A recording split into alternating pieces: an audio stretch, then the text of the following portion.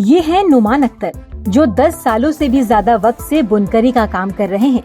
बनारस के रहने वाले नुमान का मानना है कि मोदी सरकार के हैंडलूम सेक्टर को सशक्त बनाने की कोशिशों के चलते न सिर्फ उनकी कमाई दोगुनी हुई है, बल्कि कई और तरह की सहूलियतें भी मिली हैं। सन 2014 में हम लोगों ने इसका डेमो दिया था और इसका बहुत फ़ायदा हुआ। फिर कुछ कोविड के चलते काम रुक गया और कोविड के बाद हमने इसको हमारी कंपनी पायनियर जकार्ड, इसको सब्सिडी मिली, बुनकरों को सब्सिडी मिली और इससे हर बनारस में बुनकरों का बहुत फ़ायदा हुआ। किस तरह की सब्सिडी मिली? सब्सिडी मिली कि अब ये जकार्ड मान लीजिएगा अगर 3 लाख रुपए का है तो इसमें वीवर्स को, बुनकर को सिर्फ 50,000 रुपया देना पड़ता था और सब्सिडी मिलती रही। अब मोदी सरकार ने इसको बहुत हैंडलूम को बढ़ावा दिया है, उससे फ़ायदा भी हुआ है बुनकरों को, उससे फ़ायदा उठा भी रहे हैं, आगे और भी फ़ायदा होने वाला है। और कमाई की जहाँ तक बात करें तो जैसे कि इस इलेक्ट्रॉनिक जकार्ड हैंडलूम में इससे जैसे पहले पुराने जो हैंडलूम था उसमें 15 से 16 दिन 18 दिन में बनती थी साड़ी, इसमें वही साड़ी हम 10 से 12 दिन में भी बीन सकते हैं। उससे प्रोडक्शन भी हो गया, कमाई भी बढ़ गई। पहले कोई किसी चीज़ की मजदूरी मिलती थी 6,000 7,000, उसकी आज मजदूरी 12 13,000 15,000 भी मिलती है। यानी कि इलेक्ट्रॉनिक जकार्ड मशीन पर न सिर्फ भारी सब्सिडी का फायदा मिल रहा है, बल्कि बुनकरों का कम समय में प्रोडक्शन भी बढ़ा है।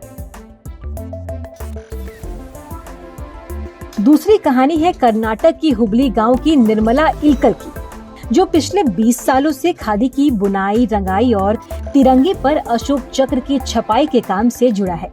उनका कहना है कि मोदी सरकार की नीतियों के चलते न सिर्फ इनके गांव की महिलाओं को रोजगार मिला है, बल्कि कमाई भी बढ़ी है।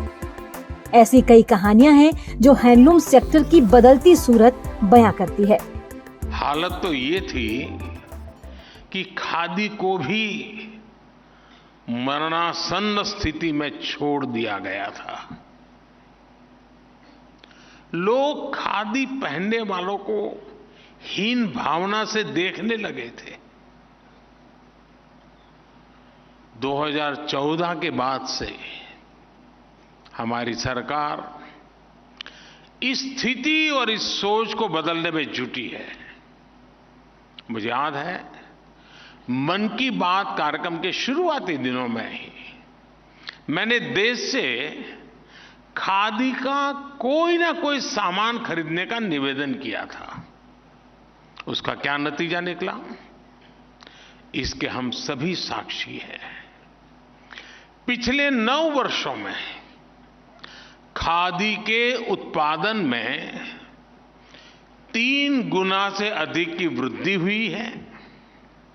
खादी के कपड़ों की बिक्री भी 5 गुना से अधिक बढ़ गई है।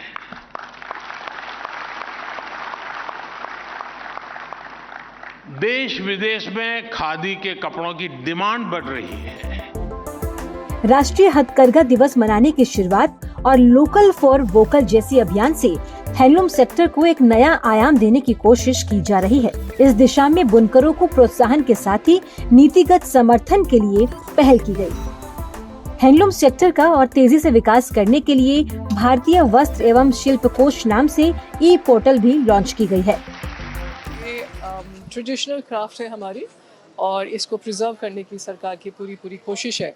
और उसमें हम एंड टू एंड सपोर्ट, जैसे रॉ मटेरियल से लेके स्किलिंग, उनको टूल्स प्रदान करना, लूम्स प्रदान करना, उनको मार्केटिंग असिस्टेंस देना और एक्सपोर्ट तक के लिए सारे एस्पेक्ट्स को कवर करते हुए सरकार विभिन्न योजनाएं चला रही है।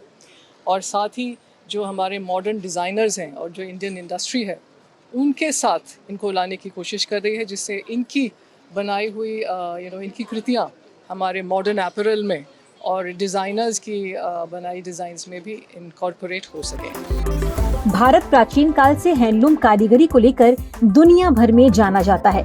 लंबे अरसे बाद आत्मनिर्भर भारत और मेक इन इंडिया जैसे अभियानों के चलते हथकरघा उद्योग या बुनकरों को काफी फायदा पहुंचा है, जिसका सीधा असर भारतीय अर्थव्यवस्था की मजबूती के तौर पर देखने को मिलेगा।